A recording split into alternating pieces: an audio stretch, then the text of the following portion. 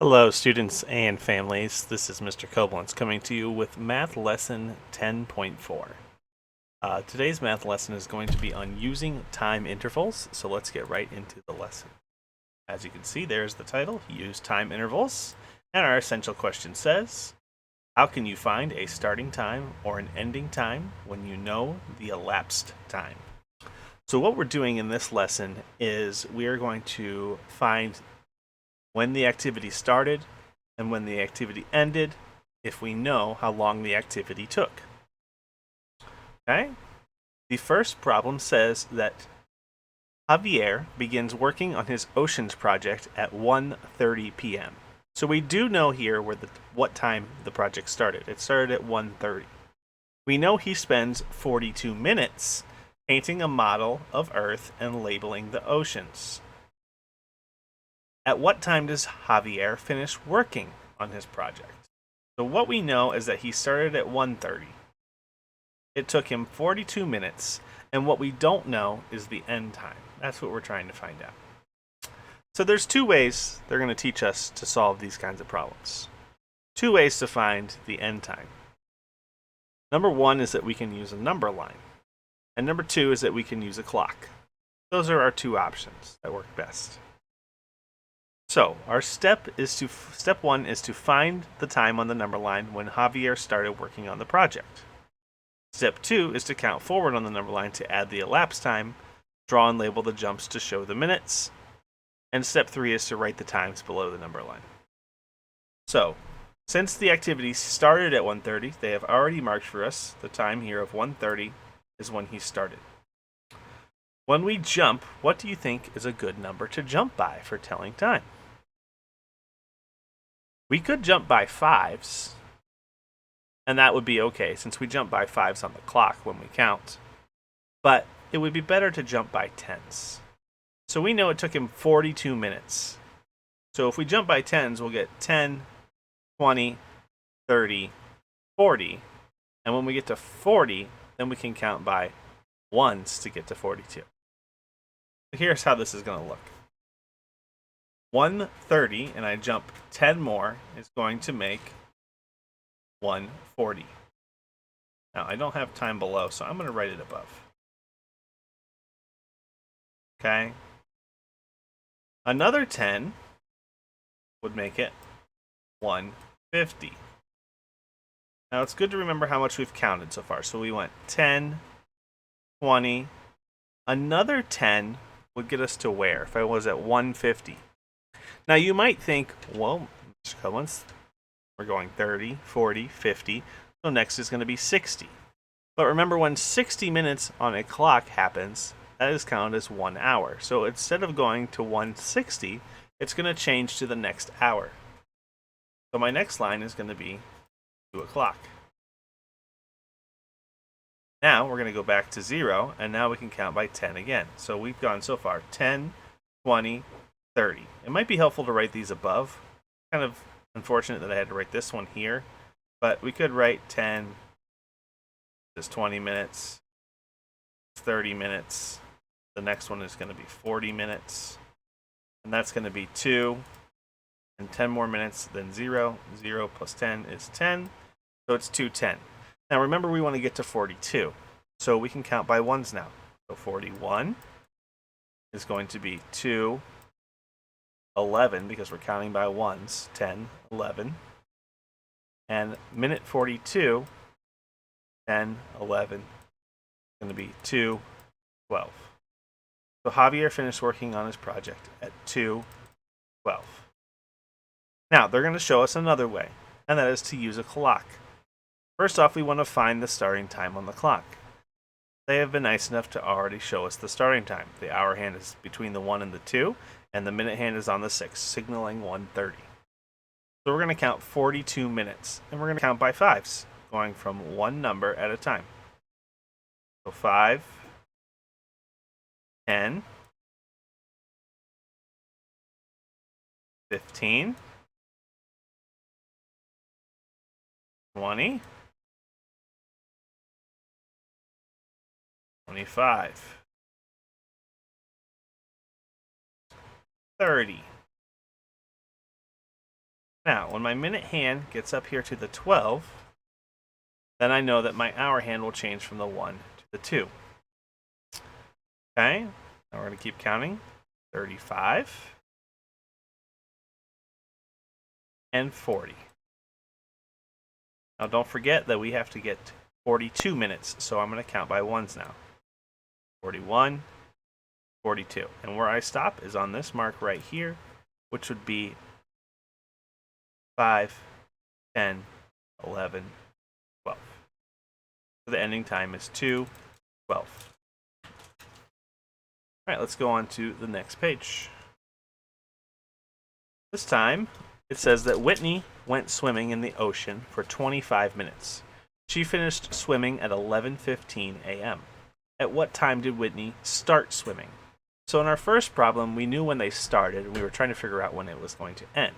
This time, we know when they ended, and we want to try to figure out when they started. So we have to work backwards.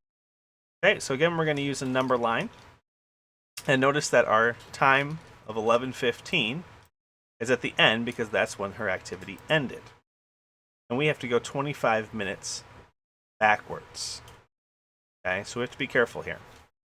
All right, so again, we can count by tens, and we're going to count by tens backwards. Okay, so let's go back 10 minutes. And instead of 11:15, if we go back 10, so if we do 15 minus 10, now we have 11:05. 15 minus 10 is 5. Okay, when I go back another 10, because remember we're going to get to 25.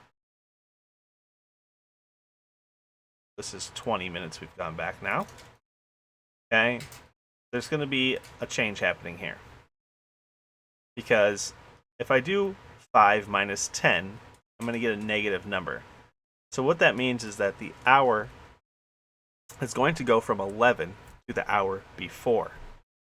So what is the hour before 11? Well, that would be 10. And if we look on our clock here, if we're at 5, right? So 11:05. When we go back 10, 5, 10, we're going to be at the 11 here. And remember, the 11 is 55 minutes, so it is 10:55. Since we've gone back 20, we want to go back 25. We're going to go 5 more backwards. Make our 25. So 55 minus 5 is going to be 50. So our ending time is going to be 10:50. So we jump back to 10:50, and Whitney started swimming at 10:50. All right, now we're going to go ahead and try this with a clock. So they have given us the ending time here of 11:15. As you can see, the hour hand is between the 11 and the 12, and the minute hand is on the 3. So I'm going to count back by 5s until I get 25. So 5, 10, 15, 20, 25. Now notice that my minute hand went from the 3 back to the 10. So it's now here. And that would mean that my hour hand moved 2 before the 11, because when we got to the 12, our hour hand would have moved backwards. Okay? So the starting time would have been the hour hand between the 10 and the 11, making it 10. And my minute hand on the 10, we count by 5s, 5, 10, 15, 20, 25, 30, 35, 40, 45, 50. Okay, so our time is 10:50. Notice we get the same answers for both problems. All right, let's do a couple of problems here without an explanation. So let's start with using the number line to find the starting time if the elapsed time is 35 minutes. So we know it ended at 5:10 and it took 35 minutes, so we're going to count back by 10s, and then eventually we will count back by a 5. Okay, so counting back by 10s first. So it was 5:10 minus 10 is going to give me 5:00. This is 5 o'clock. we're going to go back another 10, which should be 20 now. Okay. And we're at 5 o'clock, and we go back 10 minutes. So if it's o'clock, remember our minute hand's on the 12. We're going to go back 5. We're going to go back 10, 5, 10. It's now on the 10. Remember, 10 is 50, and we're going to switch our hour because we're going before 5 o'clock, so now it is 4:50. And we're going to go back another 10 minutes, making that 30 in all. Okay, 50 minus 10 is 40. We're going backwards, so 4:40. And now we want to go back 5 more minutes because, remember, our elapsed time is 35, so we don't want to go 10 again. If we go 10, we'll get to 40. We want to get to 35, so 5 more. Okay, 35. And 40 minus 5. All right, we're going to have to do some regrouping here. That's going to be a 3, and this is going to be a 10. 10 minus 5 is 5, and 3 minus nothing is 3. So we got 4:35. Let's move on to our next page. I'm going to pick 2 problems to do here. From this page, let me do number 4. Do a little bit of an easier one, and actually no, let's not do.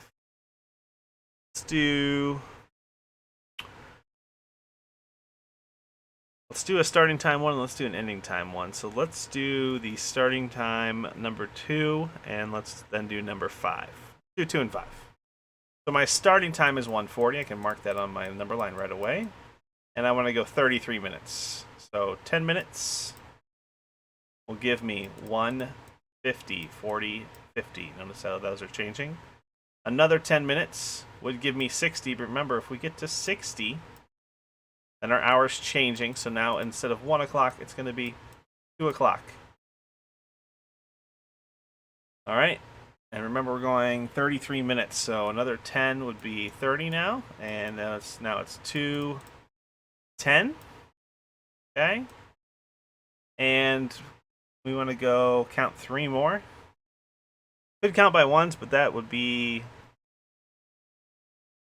silly because we could just do 3 because we're going to go 33 minutes, right? So this 3 more would make it 33. We add 3 to 10, and we get 2, and 10 plus 3 is 13.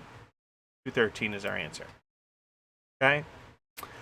Parents, you're going to need to help your scholar a little bit with these problems, and it is helpful if you have a clock at home to show them what's going on here and how when we go a certain amount of time and we get to the next hour, it's going to change like it's been doing. Because I'm noticing with number 5, right, our ending time is 8:06. And all of these problems, the hours are changing. Like the hour you start with is not going to be the hour you end with. 1 is going to 2 here. Problems we did on the last page, right? We started at 11:05 and went to 10. This one started at 5, went to 4. So the hours are going to change on your problems. Notice that. So this started at 8, but it's not going to end at 8. And if this is our ending time, we're going to be going backwards. Is it going to be going to 7, or is it going to be going to 9? Well, if we're going backwards, it's going to be going to 7. Okay. So we'll go back 10 first. So this problem, it's actually easier to go back your 6 first of your 16, right? It would be easier to go back to 6 first. Because if I go back 6, right? So I go 1, 2, 3, 4, 5, 6. I'm going to be right on the 12, right? So if I go back my 6 minutes first, now it's 8 o'clock.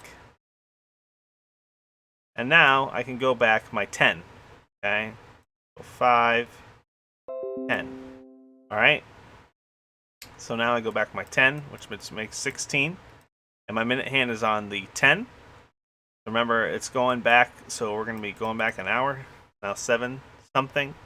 And we just count by 5s until we get to the 10. So 5, 10, 15, 20, 25, 30, 35, 40, 45, 50. It's 7:50. Okay? And like I said, these problems are going to be a little bit tricky. You're going to need to be very careful. It might be helpful to... Sorry, guys, I lost my place here. Might be helpful to use a clock, an actual clock at home on these problems. and get help from your parent with these problems, because they are tricky. Something you can definitely practice at home, of learning how to do it. Obviously, if we were in the classroom, we would all have clocks. We'd all be doing it together and get a better understanding of it. But we can't do that, unfortunately.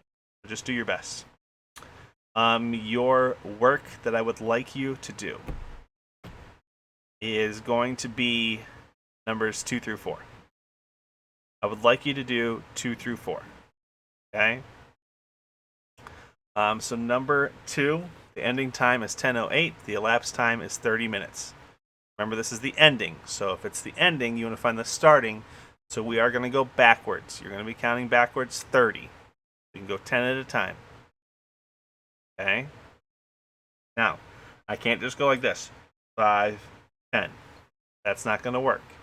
Okay? Because my minute hand is not on a number. It's on the 8. So it might be helpful to go back 8 minutes first, then go back 10, then go back another 10. That will get you to 28, and then you can go 2 more to get to 30. Okay, number 3, starting time is 2:15, elapsed time 45. So your starting time, which means you're going to start here, you're going to count by 10s until you get to 40, and then you're going to go 5 more for 45. Okay, and number 4, your starting time is 6:57. Remember, that's starting, so you're going to go forward for your 47 minutes. Okay? And you're going to find the answer for that. I would definitely suggest getting a parent to help you with these problems. They are not easy by any means. Okay? Not easy. All right, but just 2 through 4. I'm only going to give you 3. I'm going to make it simple for you. All right? If you have any questions, I would be happy to help you. Let me know. I can go through the problems with you if you need help. Okay? Other than that, this is Mr. Koblenz out, and have a great Monday or whatever day you're doing this. Peace.